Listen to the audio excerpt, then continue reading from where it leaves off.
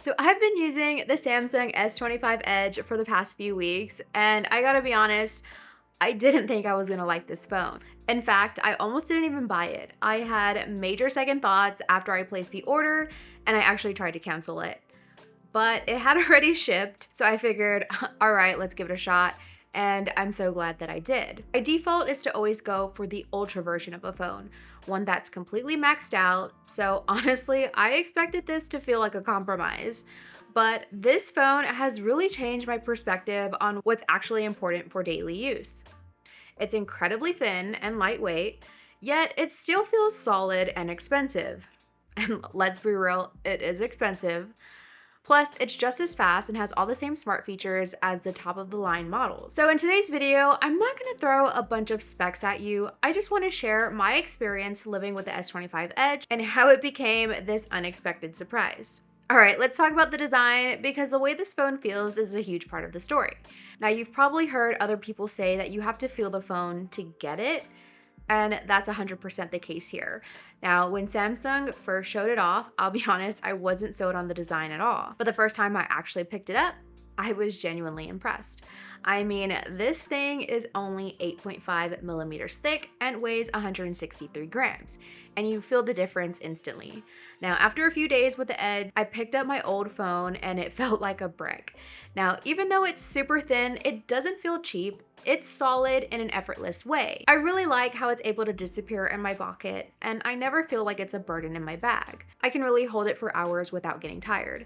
Seriously, this is one of the most comfortable phones I've held in a long time.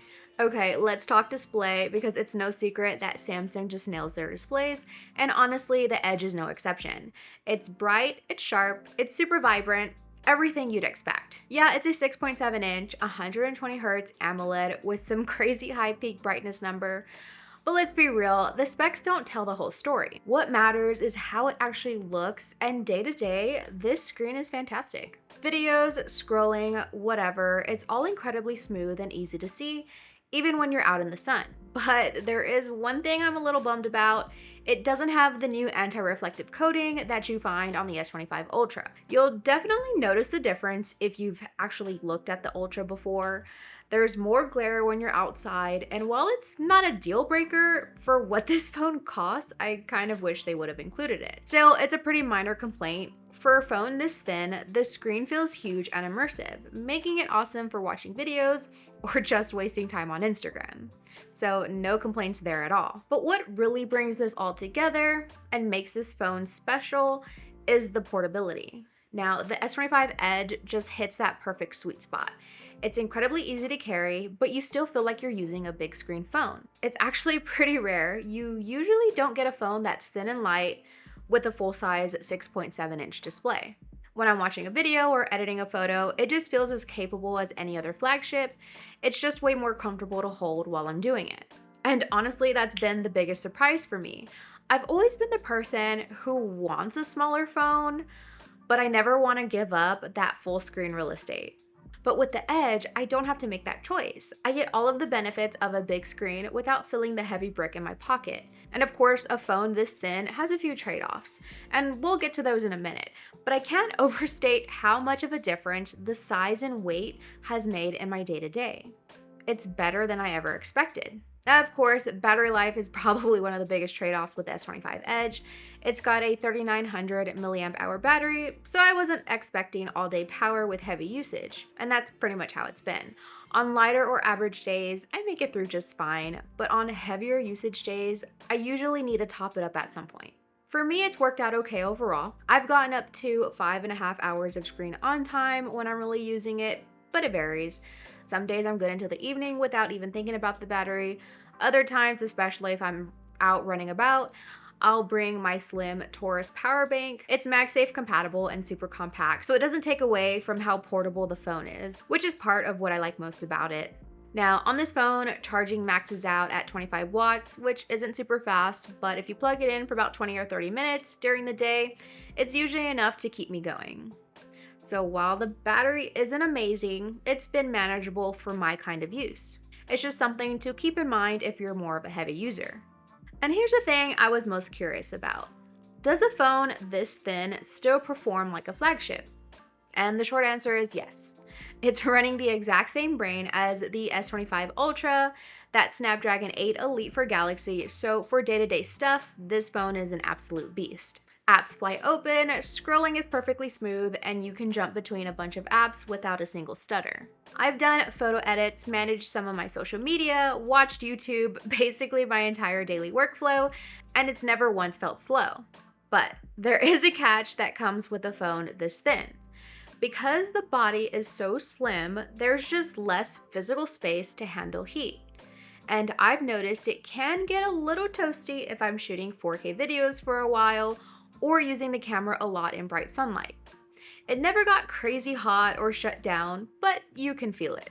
So if you're a big time mobile gamer, this probably isn't the phone for you. For that, you'll want the thermal headroom of a bigger phone like the S25 Ultra. But for quick gaming session, it's totally fine. Just know that longer sessions of playing something like Genshin Impact, it's gonna get a little warm and the battery will take a noticeable hit, which is not a surprise. For me though, the performance has been a huge win. You're getting that true flagship speed in a phone that's easier to carry. And that's pretty much the perfect combo for a daily driver. So I'm not one to obsess over camera specs. At the end of the day, I just want to take photos and videos that look great without a bunch of extra work. And on that front, the S25 Edge does a really good job. It has the same main camera as the bigger S25 Ultra, and in good lighting, the results are fantastic. Pictures come out looking sharp, and the colors feel natural and true to life, not over the top or fake. For the most part, I just point, shoot, and the photo's ready to share. Now about the zoom, this phone doesn't have a dedicated zoom lens. Instead, it uses a clever trick where it takes the high quality crop of the main sensor, giving you a 2x zoom. And honestly, for everyday situations, it works surprisingly well. If you need to punch in a little to frame a shot or take a nice portrait, you're covered. But if you're someone who loves having powerful zoom to capture things far away, you're gonna miss it here. But a big reason it all works so well is the software. All that AI magic from the Ultra is here too. It's what helps clean up the photos, balance the colors, and gives you powerful editing tools like Generative Edit, where you can move or erase things in your photos. So even though the camera hardware is simpler, the software doing all the work behind the scenes is identical. I'd say the main area where the camera struggles a bit is in low light. With night mode on, you can still get a good photo, but it's not what the phone does best. Pictures in a dimly lit restaurant or at night can look a little soft. And I would say video quality on this phone is a real standout. Clips look clean, steady, and the colors are great, making it more than good enough for pretty much anything you need. So here's the bottom line. If you do most of your shooting during the day and just need a little bit of zoom, you'll be really happy with this camera. It's not the most flexible setup in the world, but for a phone this easy to carry, it's impressive. Now look, as much as I've been loving the S25 Edge, it's definitely a phone of compromises. You just have to know what you're getting into. Honestly, if you just compare it on paper, it's kind of in a weird spot. It costs more than the S25 Plus, but you get a smaller battery and less camera. And then the Ultra is just sitting right there. And for $200 more, you get that monster battery, crazy zoom, and the S Pen. So yeah, if you're just chasing the best specs, this isn't the logical choice.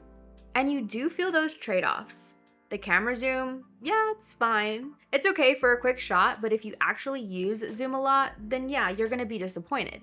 The same with the battery. It gets me through most days, but if I'm really glued to my phone, I'm looking for a charger by the evening. Honestly, not even the evening, midday. But here's the thing, none of that feels like a design flaw. It feels like a deliberate choice. You're trading that extra camera lens and some battery power for a phone that actually feels fantastic to hold and use. It's so thin and light, and for me, that trade has been totally worth it. I was so sure I was gonna try it and immediately miss the Ultra, but I'm really glad I gave the Edge a shot. It's a perfect reminder that the best phone isn't always the one that has the most of everything. It's the one that you actually enjoy using every day. So if you were curious about the S25 Edge, I hope this gave you a better idea of what it's really like to use. Let me know in the comments what matters to you most in a phone. Is it the battery, camera, size, or something else? And of course, don't forget to like, subscribe for more tech-related content. But thanks for watching, and I'll see you in the next one.